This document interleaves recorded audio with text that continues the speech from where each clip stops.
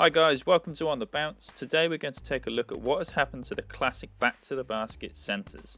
It's 20 years since the last post-up centre won MVP in Shaquille O'Neal, and this style of play is all but dead in today's NBA. So let's take a look at why, starting with pace of play. This is the number of possessions per game and represents how quickly teams get up and down the court.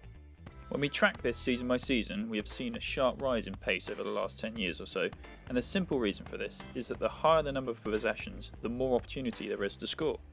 Now, the only way to control pace is limit your turnovers and take away looks the offense is prepared to take. But with the likes of Dame and Steph Curry happy to bomb from half court, this is hard to do. And for classic big post-up centre, it is difficult for them to play at pace, so teams start favouring centres who can run the floor. But the thing to consider with pace of play is shooting efficiency. Traditionally, playing faster results in taking poorer shots, and so shooting percentages drop, and this is what we saw in 60s and 70s basketball. But in the last decade, the NBA has been able to play faster and shoot more efficiently.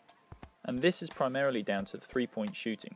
You only need to shoot 33% from the three-point line to equal 50% from two, and this drives a movement away from post-up skilled players to shooters. Additionally, offenses that seek to find threes and create space for open layups are often more dynamic type of offenses than post-up, which is essentially iso ball, throwing the ball into the post and watching the big guy go to work.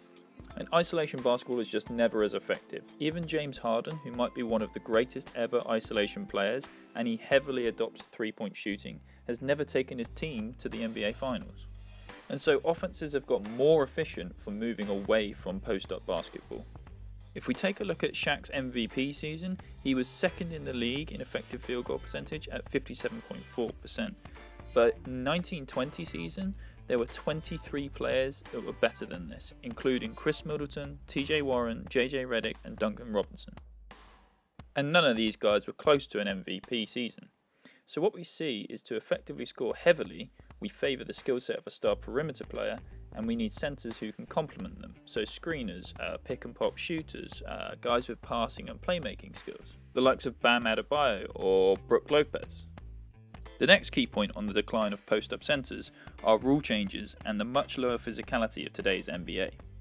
Hand checking has been banned since the 03-04 season, and it's made it easier for perimeter players to create space, get shots off and get to the rim. Whereas before, slight guards like Kyrie Irving would have quite literally been pushed around the court, not able to shake a defender due to the physicality, now he is near impossible to stay in front of.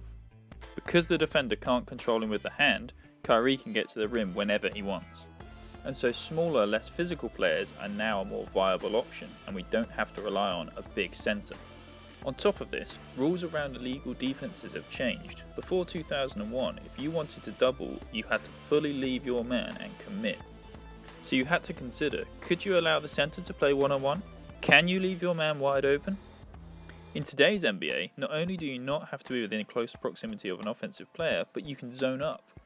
We are seeing more and more zone in the NBA, and this can make isolation back down post play a nightmare. Entry passes can be tougher and the paint gets packed. The game has become much less physical, it's just not officiated the same as it used to be. Gone are the days of the bad boy Pistons. I think these guys would probably get a lot of flagrant fouls now and wouldn't last a quarter. Because of this, it's just much harder to post up and fight for position without being called for a foul. Here, Andre Drummond is called for a foul for frankly not a lot. And because of this, it's just much easier to find players who can guard less physical post play than it is to find big men with great footwork and good post moves. A great example is PJ Tucker, who at 6'7" can guard most centres in the league, and then offensively, he gives you that cherished three-point shooting. He only really comes unstuck against the league's best. In the playoffs, AD feasted using his length to shoot over him. So will post-up back to the basket centres return to the NBA? Well, in my previous video, I touched on how the Lakers use Anthony Davis in early offense post-ups effectively, and so maybe the rest of the league will follow. But this requires centres who can keep up with the pace of the modern NBA. But you might say to me, just put a centre in the post, surround him with shooters, and that fits the pace and space type basketball. And you'd be right.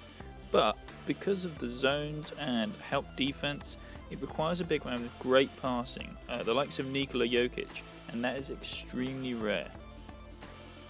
And whilst analytics say post-up is not efficient offense, the elite big men of the NBA still do post-up. The likes of Anthony Davis, Jokic, Embiid. But for the NBA to more widely return to post-play, we must consider what's most effective for the role players to do. Learning to stand in space and catch and shoot the most valuable shot in the game is easier and more effective than finding big guys with an array of post moves. So while the post-up center still has a place in the NBA, I don't see it returning as a team's focal point. The pace of the game, the value of the three, and lower physicality all mean that pace and space basketball is here to stay.